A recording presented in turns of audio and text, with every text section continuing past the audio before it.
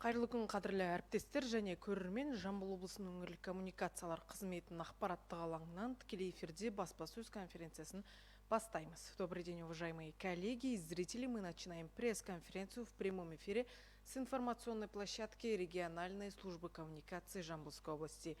Баспасөз конференциясының тақырыбы мүгедектігі бар адамдарды әлеуметтік қолдау бағытында атқарылған жұмыстар туралы. Тема пресс-конференции «Социальная поддержка лиц с инвалидностью». Тақырып аясында ақпарат беретін облысымыздың бас медиа алаңының құрметті спикерімен таныстырып өтейін. Жамбыл облысы әкімдігінің жұмыспен қамтуды үйлестіру және әлеуметтік бағдарламалар басқармасының басшысы Жауынбекова Гүлдана Әлімжанқызы. Құрметті Гүлдана Әлімжанқызы, алаңымызға қош келдіңіз. Сөз тізгіні өзіңізде. Мархабат. Құрметті бұқаралық ақпарат құралдары өкілдері, мемлекет басшысының әділетті мемлекет, біртұтас ұлт, берекелді қоғам атты Қазақстан халқына жолдауында әлеуметтік жағынан әлсіз топтағы азаматтарға қолдау көрсетеміз, мүмкіндігі шектеулі жандарға да көмектесеміз деп атап өткен болатын. Мүгедектігі бар азаматтарға әлеуметтік қолдау көрсету мемлекеттің қастерлі борышы және әлеуметтік саясаттың басым бағыттары десек болады. Бұл бағытта облыс әкімдігінің жұмыспен қамтуды үйлестіру және әлеуметтік бағдарламалар басқармасы тарапынан бірқатар жұмыстар атқаруда. Яғни басқарманың негізгі бағыттарының бірі бұл мүгедектігі бар азаматтарды әлеуметтік оңалту шараларымен қамтамасыз ету. Өкінішке орай бүгінгі күнге облысымызда 45.600 мүгедектігі бар азаматтар тіркелген. Ол біздің облыс халқының, яғни 1.222.000 халықтың 7% құрап отыр. Бұл санаттағы азаматтарымыздың тыныс тіршілігінің шектеуін жеңіл шығуы үшін жағдай туғызуға, олардың әлеуметтік мәртебесін қалпына келтіруге, әлеуметтік тұрмыстық ортауға бейімдеген бірқатар кешенді шаралар атқарылуда. Бұған қоса мүгедектігі бар адамдарды арнайы оңалту құралдарымен қамтамасыз ету шаралары да жүргізілуде. Бұл не деген сөз? Бұл құралдар өзін күтіп ұстауға, өз бетімен өмір сүру мүмкіндігіне қол жеткізуіне, олардың отбасылық қоғамдық өмірінің үйреншікті жағдайына қайта оңалтуына жағдай жасауға мүмкіндік береді. Яғни арнаулы оңалту құралдарымен және арнайы әлеуметтік қызметтермен қамтамасыз ету жұмыстары бүгінгі таңда автоматтандырылған түрде әлеуметтік қызметтер порталы ақпараттық жүйесі арқылы жүзеге асырылып отыр. Жалпы әлеуметтік қызметтер порталы мүгедектігі бар адамдарға тікелей жеткізушілерден оңалту құралдарын сатып алуға, қызметтерін дербес алуға мүмкіндігін беретін автоматтандырылған жүйе. Яғни бұл ашықтықты бірінші кезекте қамтамасыз етеді, екінші кезекте қолжетімділікті қамтамасыз етеді, үшінші кезекте сол өзінің таңдау құқығы арқылы сапалы құралмен өзін-өзі қамтамасыз етуге ашықтықпен қамтамасыз етіп отыр. Осы портал арқылы техникалық оңалту құралдарының барлық түрлеріне мемлекеттік мекемелердің арнаулы әлеуметтік қызметтеріне тапсырысты өзі үйде отырып бере алады. Яғни бұны бүгінгі күнге бір терезе қағидаты деп атаймыз. Бір терезе қағидаты арқылы қолжетімділігі артып отыр. Жеке қажеттіліктерді жеткізушілер, әлеуметтік қызметкерлер мен мамандар туралы мәліметтерді есепке алады. Бұл адал бәсекелестікті арттырып, әлеуетті өнім берушілердің оңалту құралдары мен қызметтерін іске асыруға қатысуының ашықтығын қол жеткізеді. Яғни мүмкіндігі бар адамдар өзінің және оңалту бағдарламасында көрсетілген оңалту құралдары мен қызмет түрлерін электронды форматта дербес өзі қалаған өнім берушіден ерікті түрде таңдай алады деген сөз. Үстіміздегі жылы бұл азаматтардың осы бағдарламалармен қамтамасыз етуіне, яғни бізде сурдо, тифло құралдар, санаторлық курорттық қызметтер алу, протез, ортопедиялық бұйымдар, кресло арбаларды алуға бюджеттен 3,4 миллиард теңге қаржы қарастырылған. Өткен жылы бұл қаржының көлемі 1,9 миллиард теңге болатын. Яғни жаңағы айтқандай, өкінішке орай мүгедектігі бар азаматтардың саны артқан сайын қажеттілікте артып келе жатыр. Ол қажеттілікті қамтамасыз ету үшін бюджеттен бөлінген қаржының да көлемі артып келеді. Нақты цифрмен айтатын болсақ, қарапайым тілмен биылғы жылы бізде 24 мыңнан аса азамат осы қызметтердің түрлерін, құралдарды сатып алуға порталда тіркелген болса, оның бүгінгі күнге 93% қанағаттандырылды, яғни 22.967-сі бүгінге қанағаттанып, құралдарын алып, қызметтерін алу мүмкіндіктеріне қол жеткізіп отыр. Жаңағы айтылған, жоғарыда айтып кеткендей, облысымызда 45.600 мүгедектігі бар азаматтар тіркелсе, оның ішінде бізде мынау балалардың мүгедектігі жылдан жылға артып отыр. Бүгінгі күнге оның саны 6824 балаға дейін жетіп отыр. Бұл ресми статистикалық деректерге сүйенсек, яғни балалардың мүгедектігінің саны асып баратыр. Бұл жағдайды мынау мемлекет тарапынан қолдау шаралары жылдан жылға артып отыр. Осы статистикалық деректерге сүйене отырып, яғни біздің мүгедектігі бар азаматтарға қолдау көрсету шаралары артып отыр. Ол біздің облысымыздың өзінде мынау өздеріңіз білетіндей, бүгінгі күнге 12 мекеме қызмет көрсетіп отырса, соның ішінде мынау жыл басынан бері қарай осы мекеме желісін арттыру мақсатында Сарысу ауданы Жаңатас қаласында 25 балаға арналған оңалту және бейімдеу орталығы ашылды. Оған қоса мынау Тараз қаласында 150 орындық ашылды. Өздеріңіз білетіндей, өткенде 6 қазан күні оның ресми ашылу салтанатты түрде өтті. Онда бүгінгі күнге нақты 110 азамат бүгінге қызмет алып отыр. Бұл орталықтың ерекшелігі, бұрынғы жылдары бізде бұндай бірінші кезекте кешенді түрде қызмет алу орталығы болмаған болатын, жеңіл қызмет түрлері ғана көрсетілді. Ал бұл орталықта бүгінгі күнге заманауи технологиялардың барлық түрлері қамтамасыз етілген. Ол жерде үлкен бассейнмен қамтамасыз етіліп отыр. Мынау заманауи талаптарына сәйкес оңалту жаңағы құрал жабдықтарымен жабдықталып отыр. Сондай-ақ жаңағы еңбек терапиясының түрлі сан алуан түрлері, яғни қарапайым жаңағы дәнді дақылдармен, сурет салумен, ағаш ұсталығымен, тігін, тоқу өнерлерімен баулыған болсақ, бұрынғы жылдары қазір мынау гончарный дейміз ғой, қыш бұйымдарын жасау жаңа түрлері де қосылып отыр. Мынау лечебно-физкультурный, яғни емдік физкультуралық қызметтердің де түрлері о жерде көптеп қарастырылған. Сондай-ақ мынау бізде балалардың аутизмі бар және психикалық бұзушылықтары бар балаларға арналған желтоқсан айында Тараз қаласында 110 орындық тағы да орталығын ашқалы отырмыз. Яғни бұл жерде бізде жаңағы аутизмі бар балаларға қолдау мақсатында жергілікті жер, яғни әкімдіктің тарапынан үлкен 3 қабатты ғимарат жөндеу жұмыстарынан өтіп, толыққанды бүгінгі күнге пайдалануға беріліп отыр. Оның ішіндегі жабдықтардың бәрі мынау қауіпсіздігі толық қамтамасыз етілген, яғни біздегі қамқорлық қорының есебінен құрал жабдықтар толық тегін қамтамасыз етілді. Ғимаратты уже 100% дайындап қойдық. Желтоқсан айының 1-іне арнайы ресми жаңағы қамқорлық қорының өкілдерімен бірлесе отырып, ашылу салтанатын ұйымдастырғалы отырмыз. Келесі кезекте біздің басқарманың негізгі жұмысының бағыттарының бірі бұл жұмыспен қамту, өздеріңіз білетіндей. Осы жұмыспен қамту мақсатында ерекше жандарға да табыс табуға тең мүмкіншіліктерді жасаудың басты шараларының бірі бұл жұмыспен қамтудың белсенді шараларына тарту.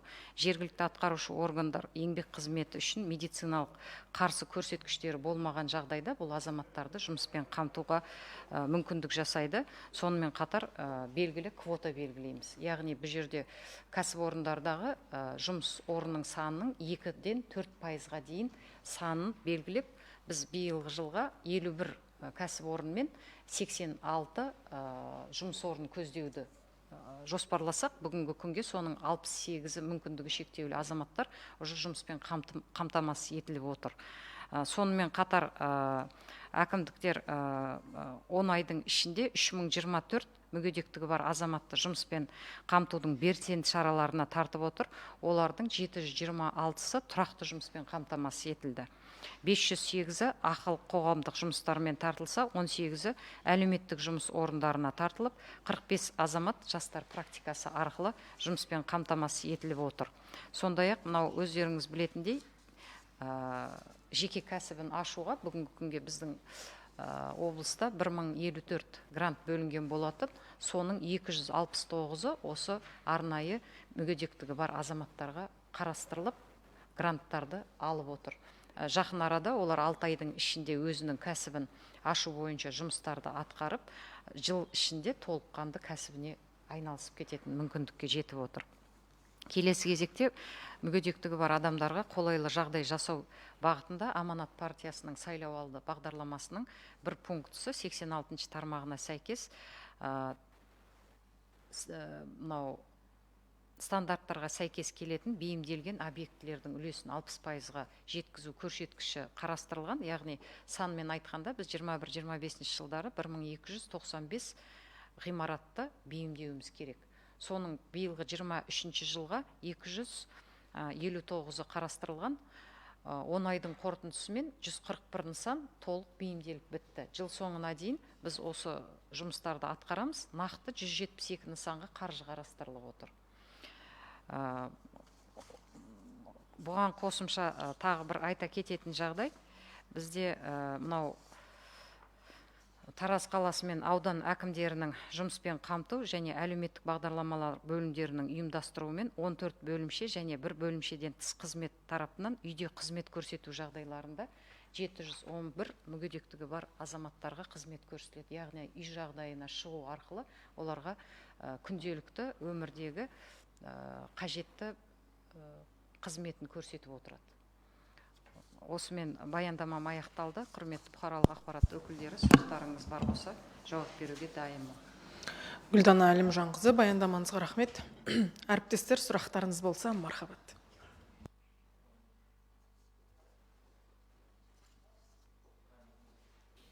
Гүлдана Әлімжанқызы, бірінші сұрағым, сауалым маған мынау Искакова Миновардан түскен арыз бойынша. Сіздердің арыздарыңызды, олардың арыздарын берді, одан сіздердің жауаптарыңызды берді. Ата-аналар бұл жауаппен де сіздердің жасаған комиссияның шешімімен де келіспей отыр. Сол бойынша қандай пікір білдіресіз? Өйткені бұл жердегі бала құлады, оны ата-анасына звондап айтты, құр анау бір не істемейтін не болып тұрды. Өйткені яқта бір 12 адам мен арызды көріп отырмын, өйткені арнайы олар 14 адам арнайы бұл кездесек не істейік деген ұсыныс болған еді. Мен соны бірінші басқаның басшысынан білейін, өз аузынан естейін, не болды, қалай болып жатыр. Ол атлетик дейді ма, басқа мекемеде дейді ма, жуалы басқа бір ұйыммен договорға 194 миллион ба? Жоқ, ол жерде қазір айтам. Ол жердегі сум 19 миллион, 19 миллион 400-ге жасалған келісім шарттағы атқарылу керек. 19 миллион 300-ға жасалатын жұмыстар бойынша нақты айтып кетсеңіз қалай болып отыр? Неге ата-аналар наразы? Бірінші сұрақ. Сұрағыңызға рахмет. Бұл мәселе бойынша дұрыс айтасыз. Жаңағы ата-аналардың тарапынан бізге арызданған болатын. Миновар деген ханым өзі келді. Биылғы жылы, жыл басында бұл жаңағы 19 миллион 400 мың теңге қаржы бөлінген. Бұл әлеуметтік ұйымдардың ұйымдастыруымен жүргізілетін қызмет түрі. Бізде мысалға бүгінгі күнге үкіметтік емес ұйымдардың арасында конкурс болған, портал арқылы сол жуалы деген үкіметтік емес ұйым ұтып алған. Бұрынғы жылдары бұл қызмет түрін, яғни әлеуметтік тапсырыс түрін Надежда деген үкіметтік емес ұйымдастырып отырған. Бұл кісілер арызында нақты көрсетіп отыр, біз Надеждаға қайтқымыз келеді деп. Яғни талап басқаша қойылып отыр. Жаңағы сіз айтып кеткендей бала құлаған деген жағдай бар. Енді біздің тарапымыздан мен о кісіге Миноварға сол келген ата-анаға сұрақ қойған болатынмын. 3 ата-ана келген.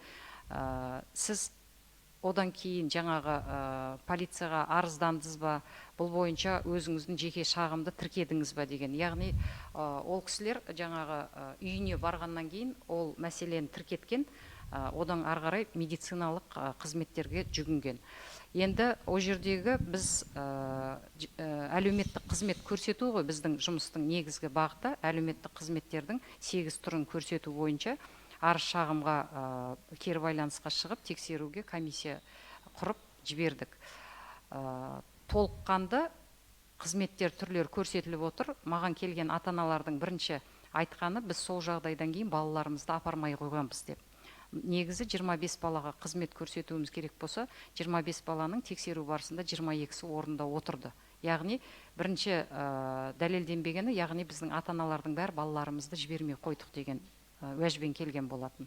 Ол тексеру барысында барғанда 22 бала күнделікті келіп отырғаны дәлелденді.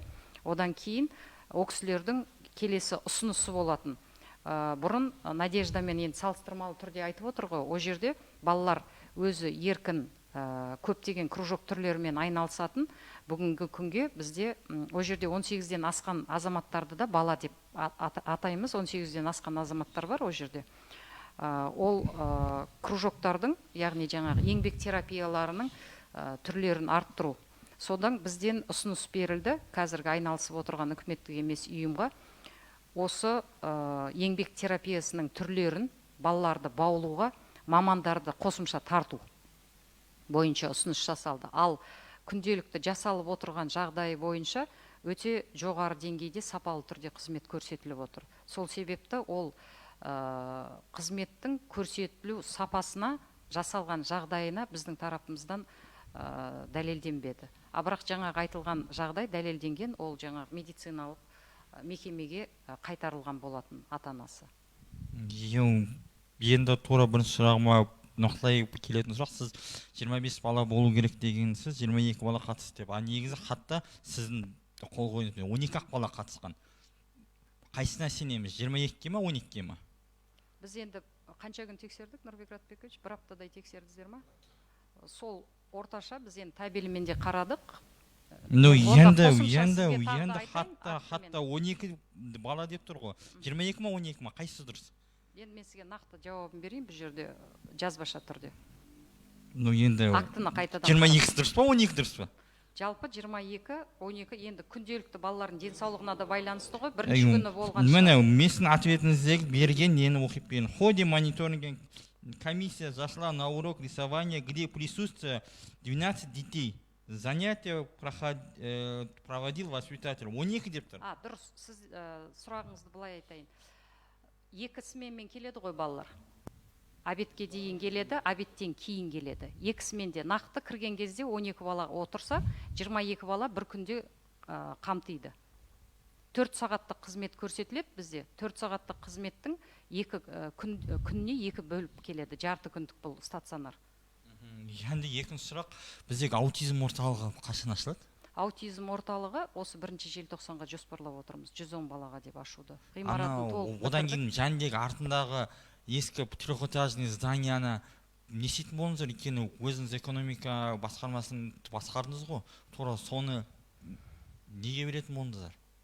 Оны негізі ересектерді, балаларды, ересек адамдарды қамтысақ деген ниеттері бар екен. Сол бойынша қандай жұмыс жүріп жатыр?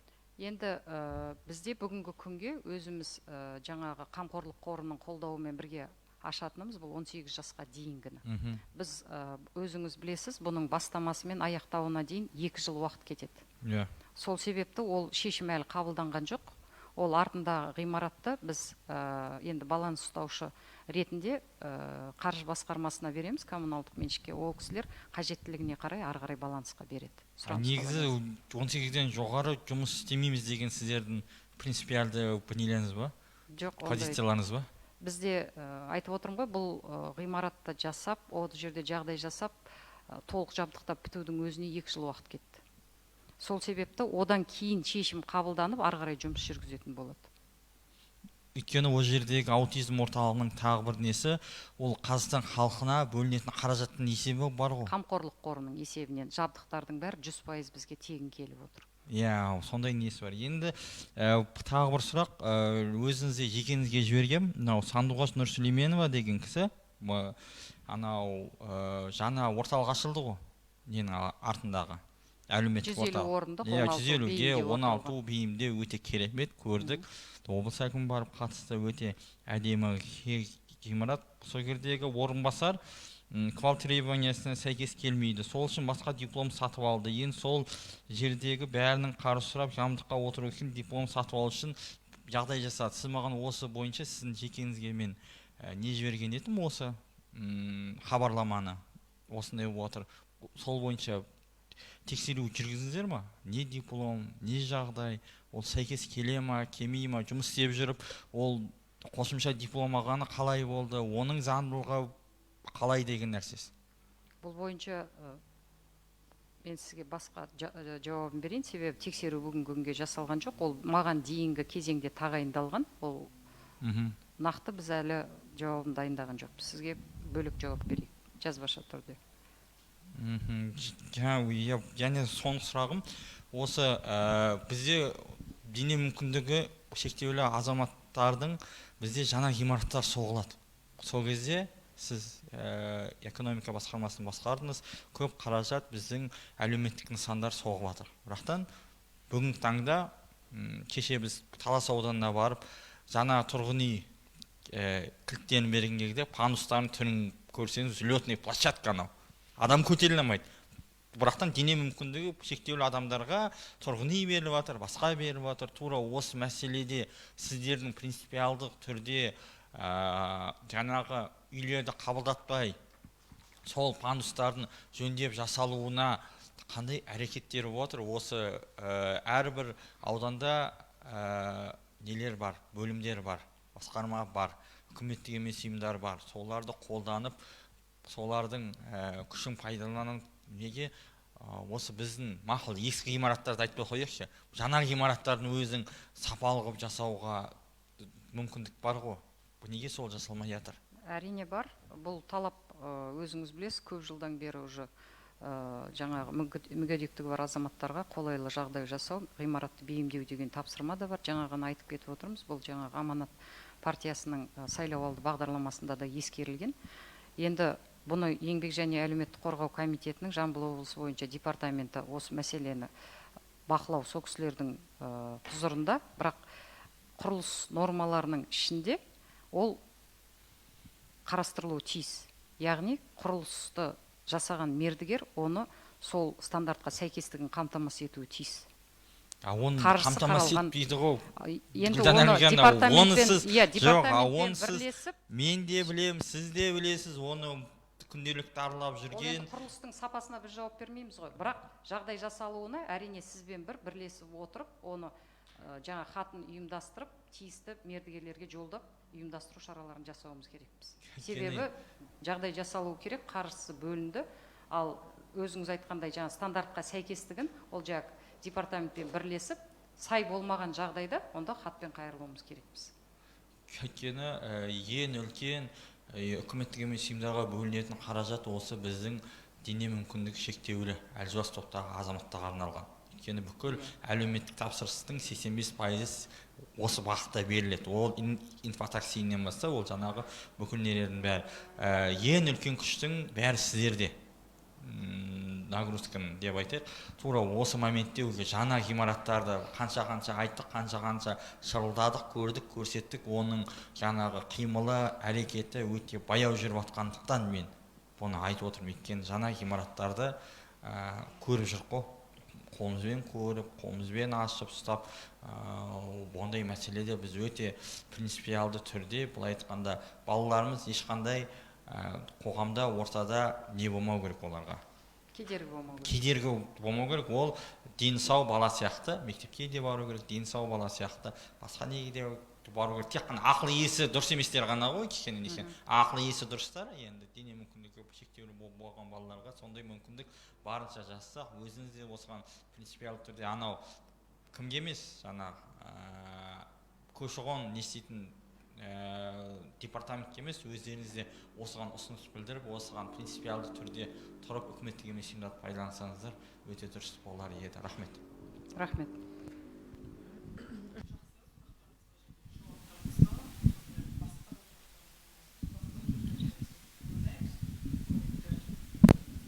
Құрметті Гүлдана Әлімжанқызы, алаңымызға келіп тақырып аясында толық ақпарат бергеніңіз үшін біз алғысымызды білдіреміз.